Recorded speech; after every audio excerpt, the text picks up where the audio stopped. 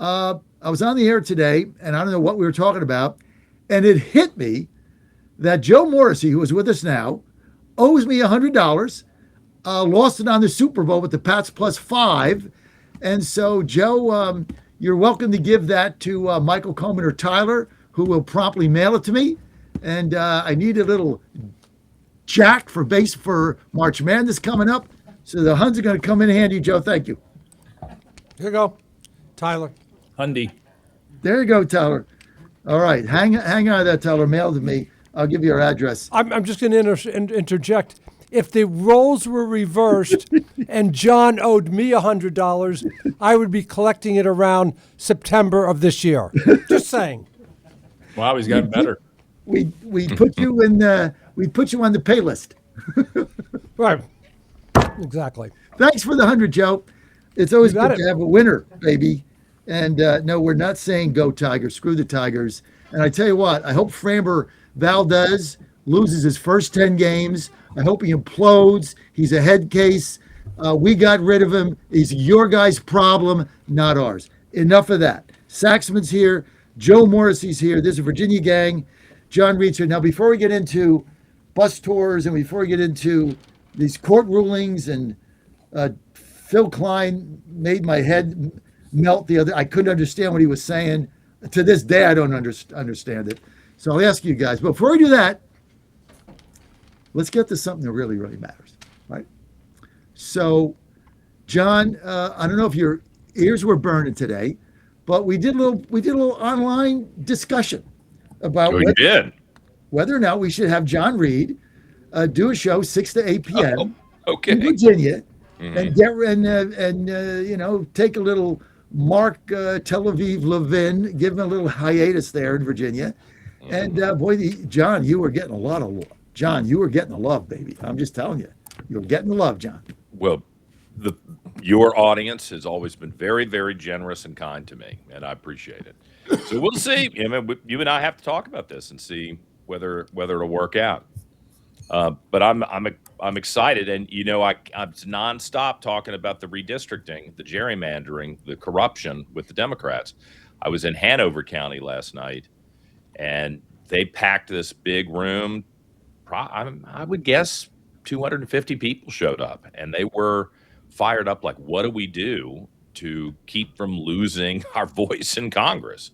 So I think there is once people are aware of the kind of nefarious plans that the Democrats have here in Virginia, they want to get information. They want to do something to stop it. And maybe that's one of the ways we can help give people some good ideas to fight back. John, when you say nefarious, you're being generous. It is, and coming from a former Democrat that voted for that plan, along with my friend Chap Peterson, it is dangerous, it is unconstitutional, it is beyond nefarious. Here's my question.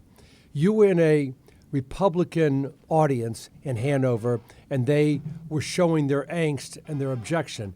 I wonder, is this same angst being felt, the same sentiment, in other more neutral areas of the state? Well, I'm trying to put together a 10-city tour to go around and talk to people who aren't necessarily Republicans, people who are middle of the road guys. And Chris might find this interesting, and I'm curious because the business community is so important to his operations and the things that he's doing. I think business people who might have sat back last year and thought, yeah, you know what, it's not a disaster if the Democrats win, and maybe there was a reason that they would vote for Abigail.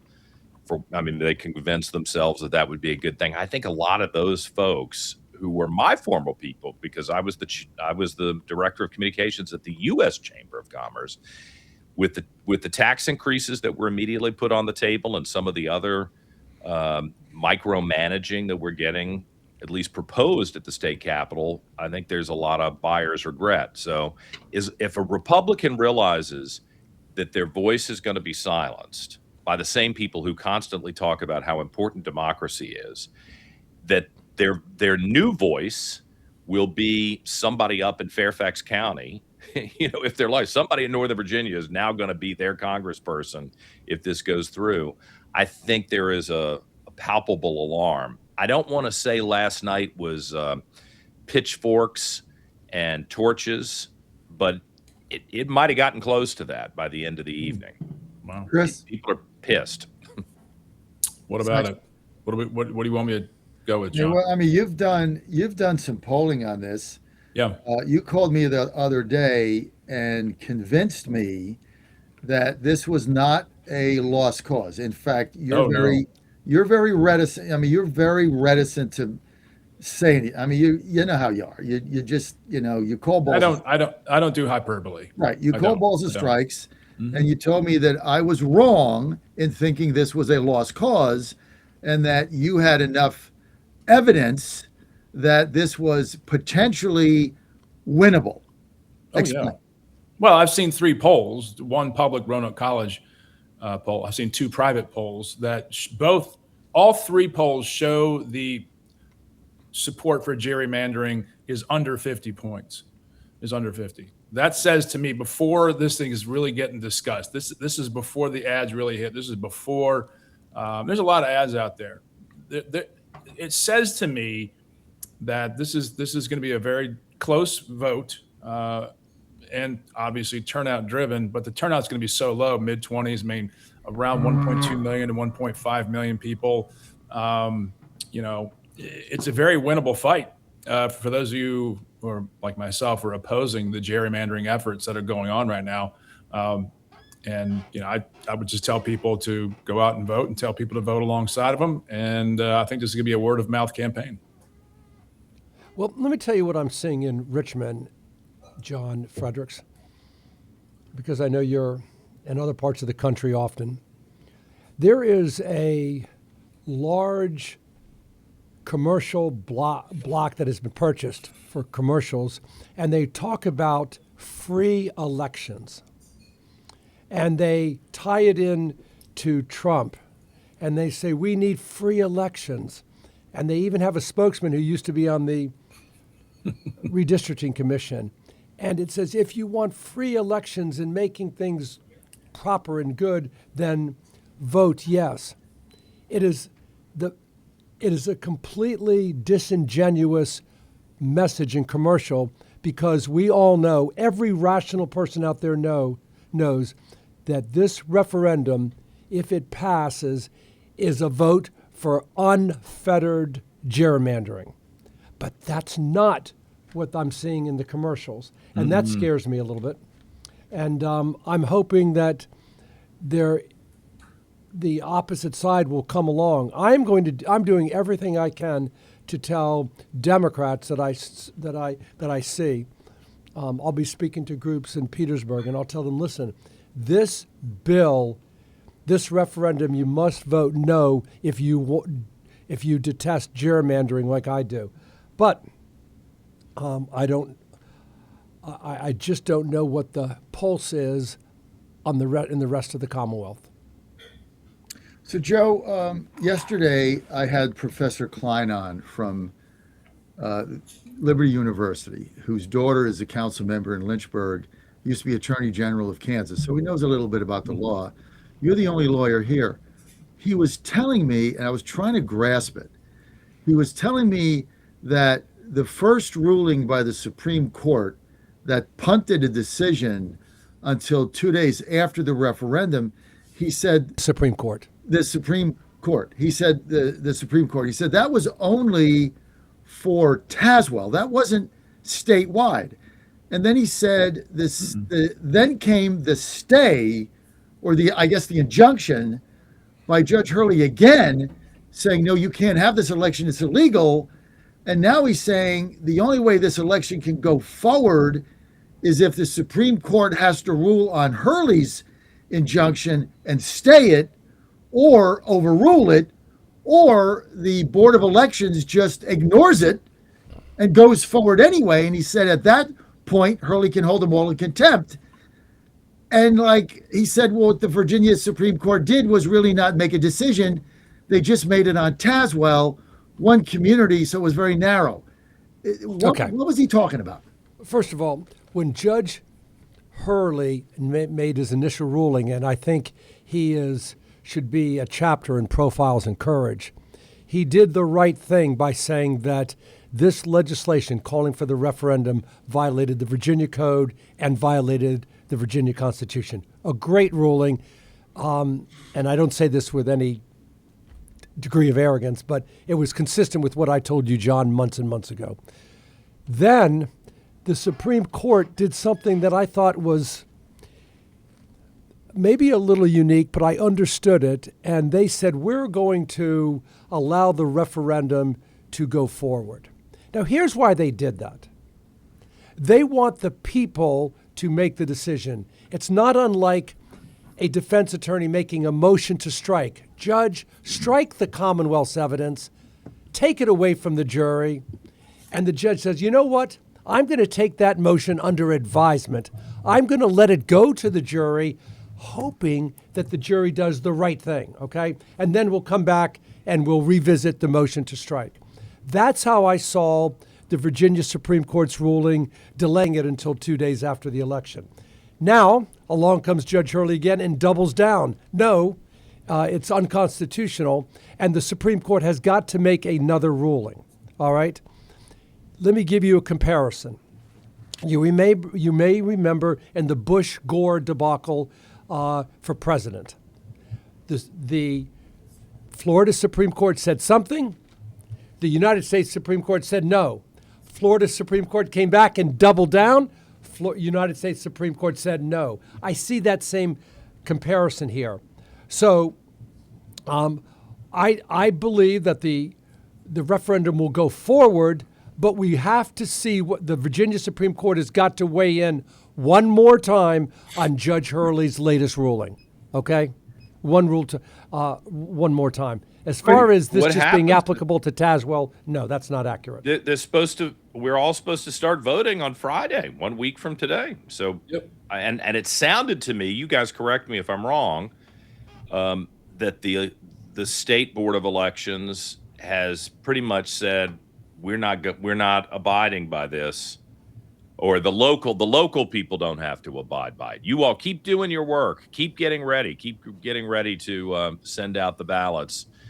And we'll take the fire here. There's something that's just weird to me. Okay, let's be clear, John Reed and everybody else. Confusion. You don't have 133 different electoral boards in the Commonwealth operating independently. It doesn't work that way, all right? The Supreme Court will issue a ruling that applies to everybody. Mm-hmm. And whatever that ruling is, whether we like it or we don't, we abide by it until there is another ruling. That's the rule of law. You don't have Tazewell County doing one thing, the city of Richmond doing something different. That doesn't work. So, once again, I think we have to have another Virginia Supreme Court ruling that responds to Judge Hurley's most recent ruling before we go forward. But am I making up the component about the preparations that Judge Hurley had stopped the preparations, and then there was basically a middle finger to him saying, no, we're going to keep preparing? That's an interesting dynamic, if I've understood it correctly. Yeah, I think you're correct. When Judge Hurley issues a order, okay, that applies to the Commonwealth, okay? He's a circuit court judge, much like when a judge when Bill Stanley tried to prevent the implementation of these ban on those skill games. The skill games, the convenience store skill games, it applied to the Commonwealth. You appeal from the circuit court to the Court of Appeals and then the Virginia Supreme Court. So I can understand some localities saying, wait a second, we're gonna keep our preparations going forward, but it's rhetoric. Right now, the law is controlled by Judge Hurley until the Supreme Court says something differently. So what Phil was saying is right. Like the Supreme Court has to do something between now and Friday. Yes. They have to either stay it or what? Yes. Stay it or overrule it. Just say no, it's wrong, and we're going forward. Or can they do the same thing and just say, well, we'll make it? because he was telling me if they say, well, we'll make a decision 2 days after, then there is no 2 days after The because Supreme Court can reverse Judge Hurley's most recent order, okay, and says the referendum will go on. Let me repeat what I said a few weeks ago when the Supreme Court of Virginia came down with that ruling. I don't think it's so much that they wanted to punt and not have to make a decision, but rather they wanted the electorate to speak first before they came in and made and said that this legislation was unconstitutional. that doesn't make I any still sense because think. if it gets rejected, it's moot. If There it you go. passes- Stop right there. Put a pin in that, John. Stop right there. You just made the point. If it's rejected, it becomes moot. That's what they would, I believe, like to see happen so they don't have to make a ruling on a political question. All right? They would like to see it moot. What The a hard chicken way to decision, deal with this. the hard decision is if it's passed, they got to come in and do the right thing and say this referendum violated the Virginia state constitution, full stop. Well, that's the wrong order to do this in, and I think that's crazy. It wastes time. It gins everybody up. It doesn't hold people accountable for following the letter and the spirit of the law. I mean, that seems really reckless for someone Let me who see- is let an me- attorney. let me address and that, John, not and you, Joe, but Yeah. It's a good point that you're making, John, but here's the issue. When a matter involves what's known as a political question, those are very important words, a political question. A court is often very reticent to get involved in a political question. And that is why they did what they did. That is, let the referendum go forward.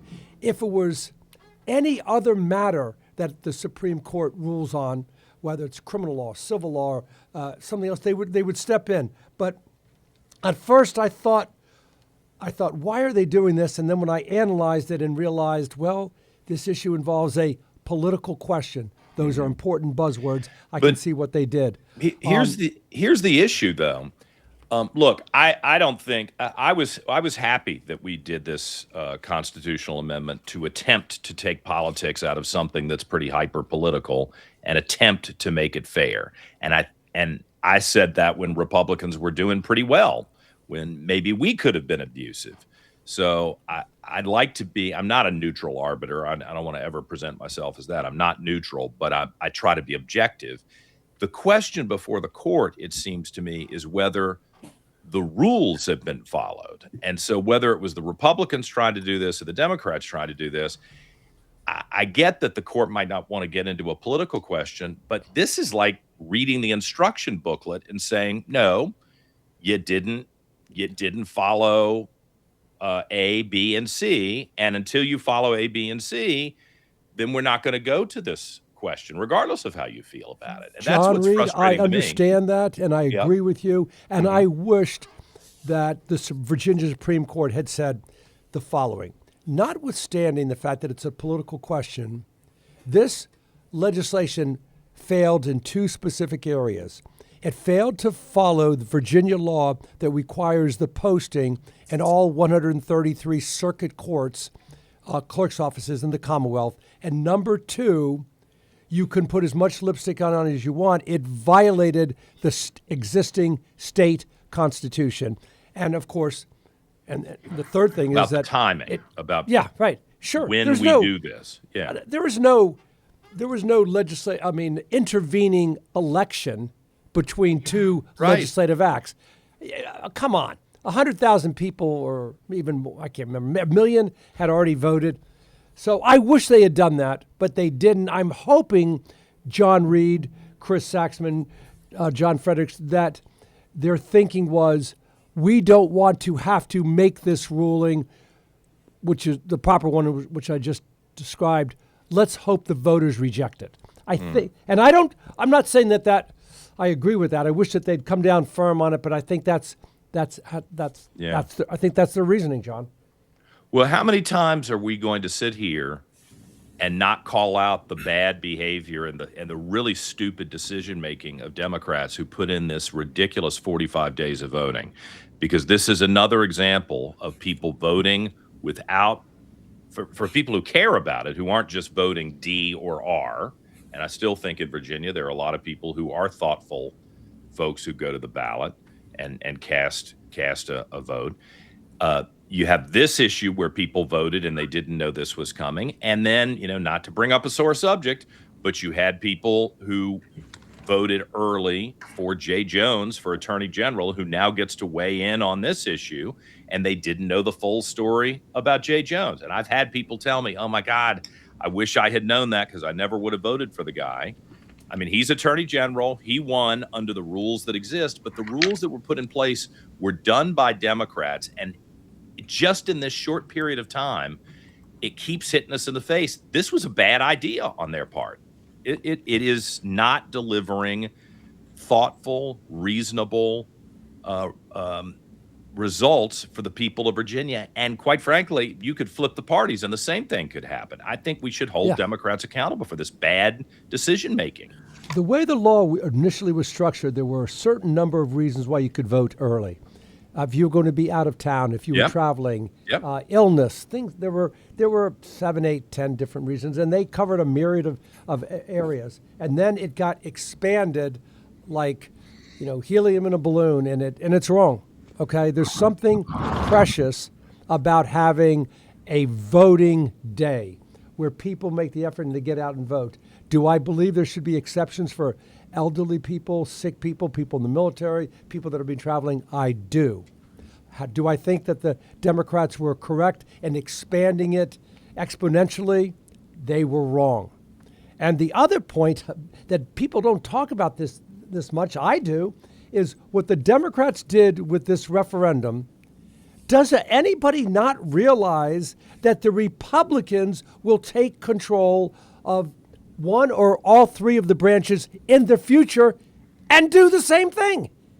And then the Democrats will come in and do the same thing. That's the danger of what's going on.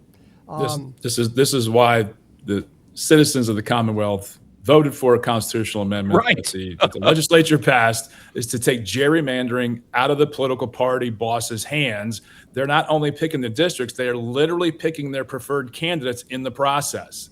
It's complete reverse of our representative democracy. It's wrong in Virginia. It's wrong in Texas. It's wrong in California, Missouri, Indiana, wherever it is. It shouldn't be done. We did it the right way. And we didn't even have a nonpartisan redistricting commission make the maps. The Supreme Court had to come in, Virginia had to come in and hire political experts and do this for us. So they might be a little ticked off at the legislature for saying, really, we got to draw your lines again? No, we're going to leave this up to the people now. Because so the Democrats have come in. Democrats have come in and said, oh my gosh, look what they did in Texas and Missouri and North Carolina. We've got to level the playing field. That's not our job.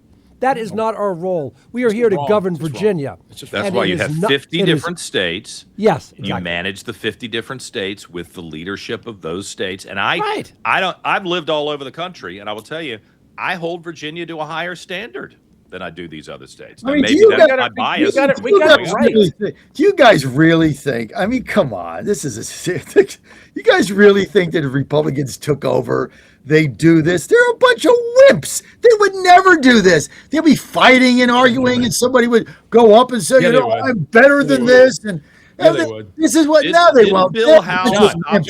John, they did the last two redistrictings. They gerrymandered in 2001 and 2011. And for themselves, not for Congress, for themselves. Gentlemen, everybody, the party that is in power does what's best for them. Full stop. The reason we passed this state constitutional amendment in 2020, 2021 was because both sides looking to the future said, we can't keep doing this. It's unsustainable. Yeah. We will not do that. And now the Democrats have come along and said, yeah, that's right, except for this is a temporary measure. What? Well, a temporary measure to undo the state constitution? One guy last night in Hanover. One guy in Hanover last night is the only Democrat in the room, I think, the only person who would admit that they were a Democrat, used that argument, said, this is temporary. In 2030, it all goes back.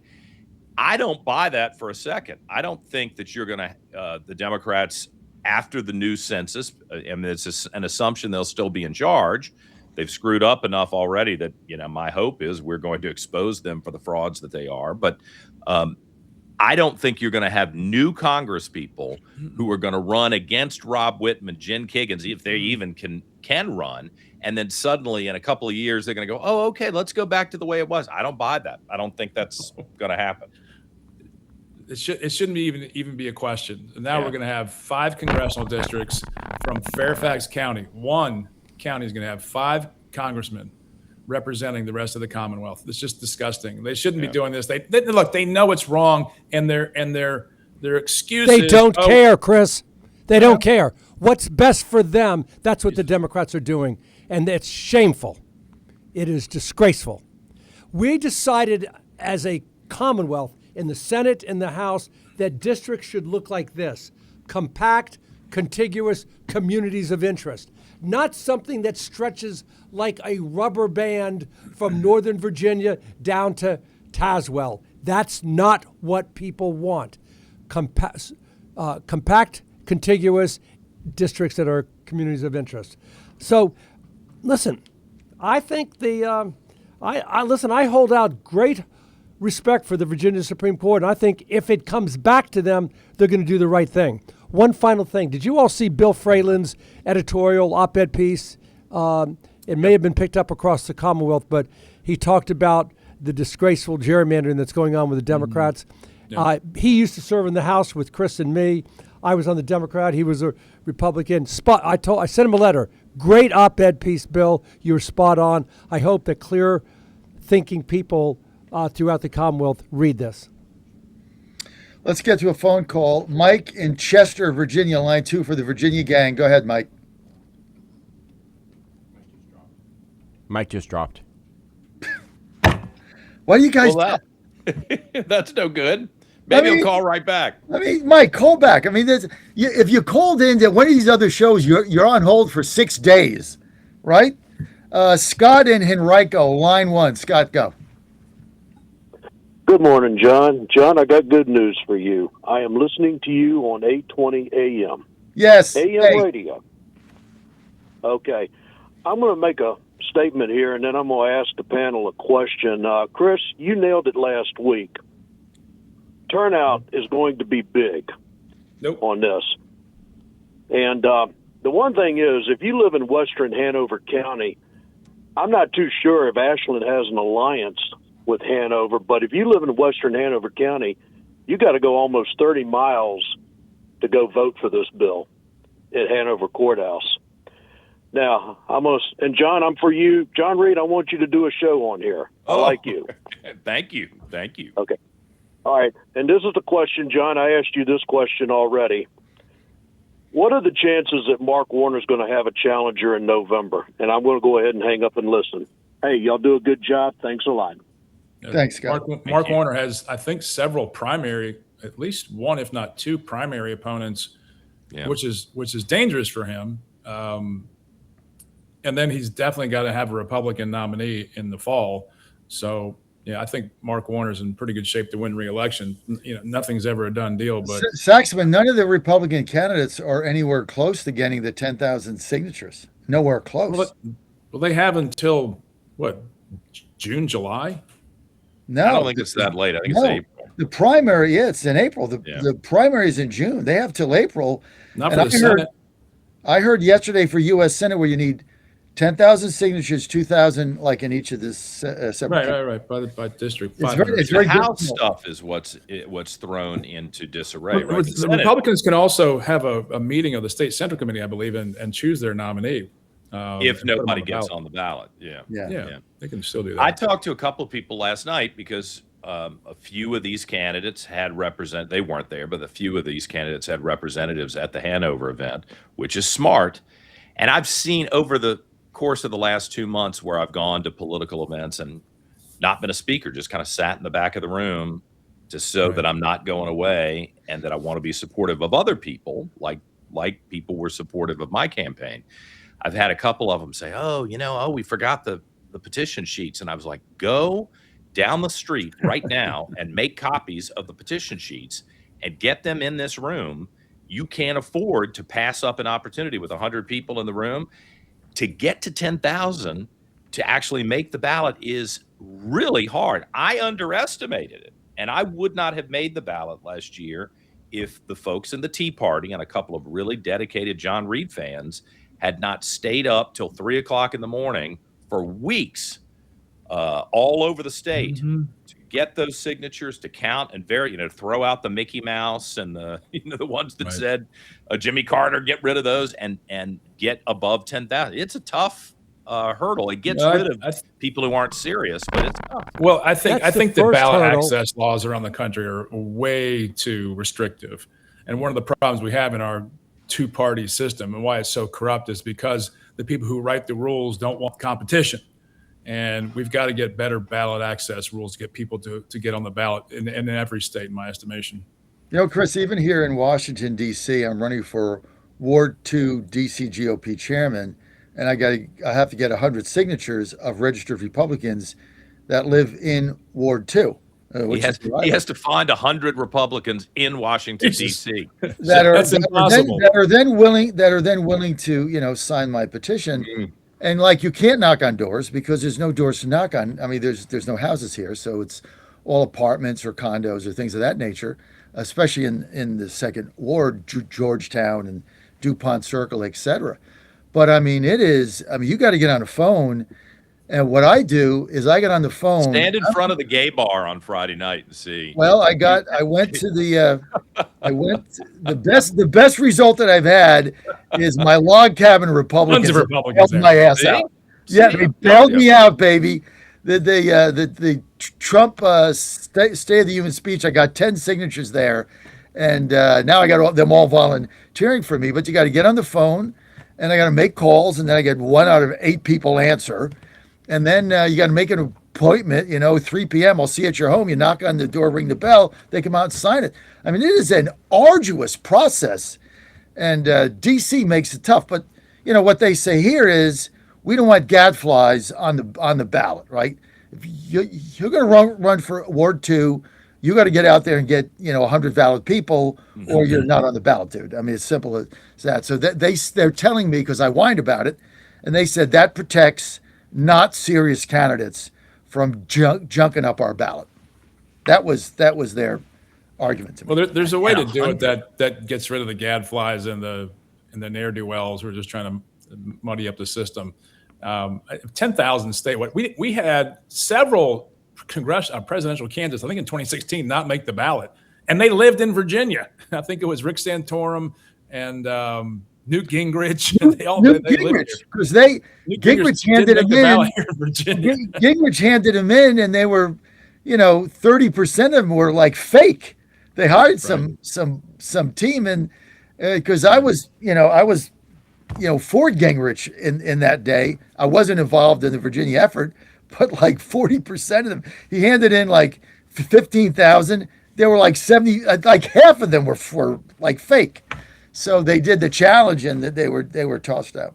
There are a lot of phony operatives, and this was really eye-opening. I'm sorry I didn't win for lieutenant governor, but I can now speak firsthand about how many crooks are out there hustling for money, and you can give them money, and they can do a great job of telling you, I'm going to take care of this. And you look up 3 weeks later, and you're like, all right, now where are we? And they don't return the phone call. They've disappeared. They've taken your money.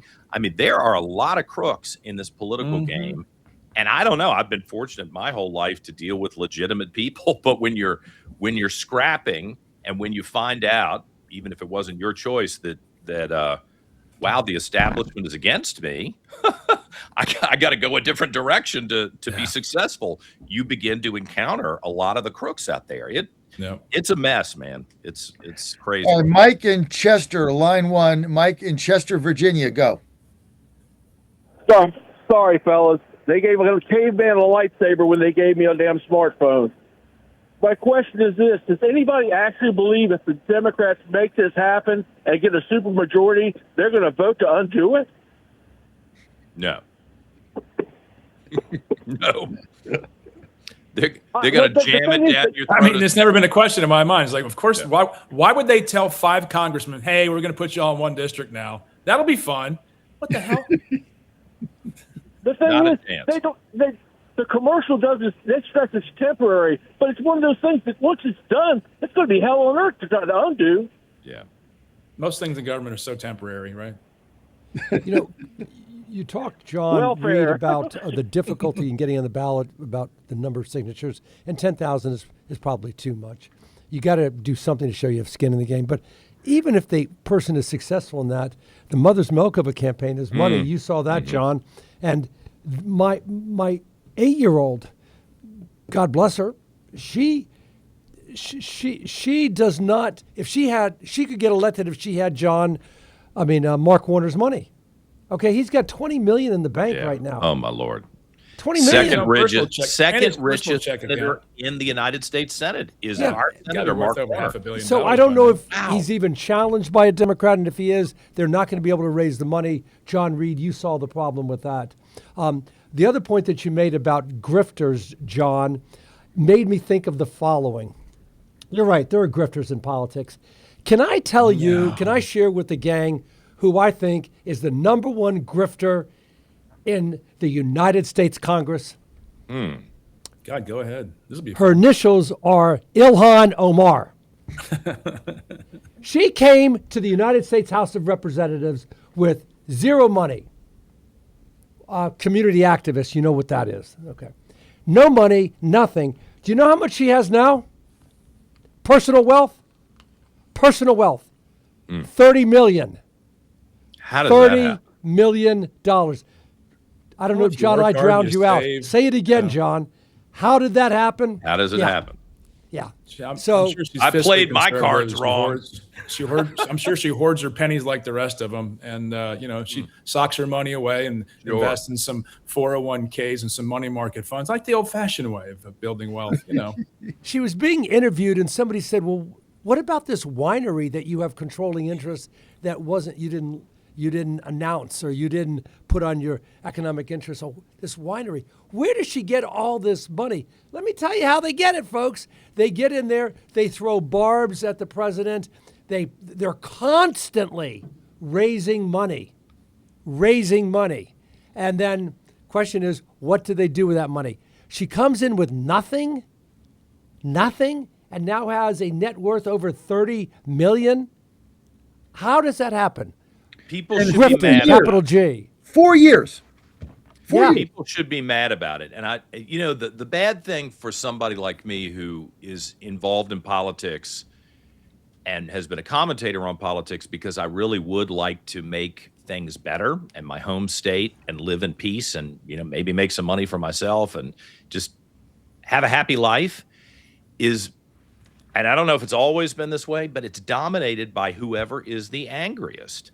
And last year, I found out the hard way, directly to my face. The anti-Trump crowd was the angriest. They were motivated. There was no way that they were going to let Election Day get by without making a statement, not necessarily against Winsome or against me or your local delegate or Jason, but to make a statement against Donald Trump, because they've been convinced that he is the personification of evil. I don't think that's true, but that's what they think.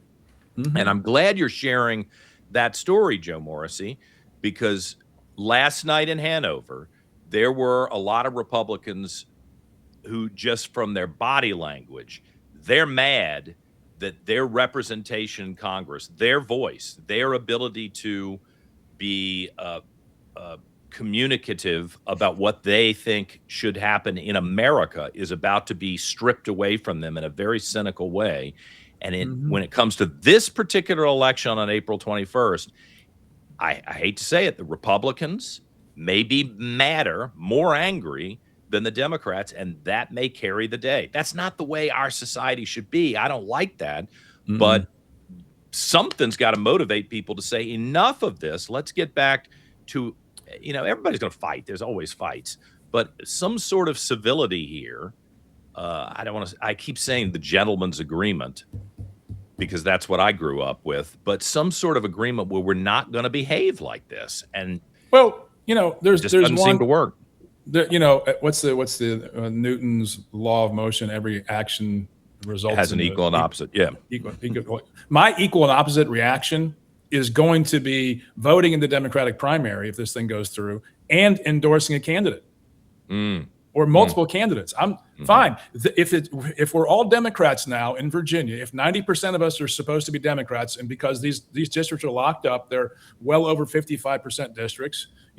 That's just artful. That's just artful math drawing right there. I'm going to participate. If you say I'm going to be represented by a Democrat, guess what? I'm going to pick which Democrat represents me better. And I'm going to get involved in these campaigns and get involved in these elections, and I'm going to endorse. And I've talked to candidates and some of their political folks already. Look, I'm not going to sit around and not be represented. My responsibility as an American citizen is to involve myself in the electoral process. As a former teacher of history and government, I would tell my students, and they told me, we're going to get involved. We don't care what the election is. We're going to have a say in the matter. And that's incumbent upon all of us. So the progressives are going to be challenged by soft Ds like you if this goes through. I'm not a Democrat. Well, all right, but I'm saying I'm a Virginia conservative. I have been since yourself as somebody who would challenge the progressives see it as a winner take all. We're going to run this place. Hey, I'm going to show up and have my say in the matter. Yeah. I mean, these districts are asinine. I love Rob Whitman. He's my current congressman, and if he's drawn out and my choices are the winners of the Democratic nomination, why wouldn't I participate? It's an open primary. Well, listen, somebody said something else in Hanover last night, and it echoes what I've been saying around the state. Rob Whitman, I mean, look, I know Rob Whitman personally. He works really hard. He spent an entire life trying to protect Virginia. I think he's a reasonable person, not a crazy person. Yeah. But from a practical standpoint, Virginians want to keep jobs in this state. Democrats want to keep jobs in this state. And he's number 2 on armed services in the House of Representatives, protecting our posts and our bases and the military men and women of this state. If he's gone, we got a problem, and you can't let that happen. All right. Cheers, guys. Thank you all. You guys have a great weekend. John Reed, thank you. Chris Saxman, Joe Morrissey. Joe, thanks for thanks for the hun and the 100. And we will see you guys next week. Michael Patrick Leahy next. Have a great weekend. Go Terps! Fear the turtle, baby. Let's go.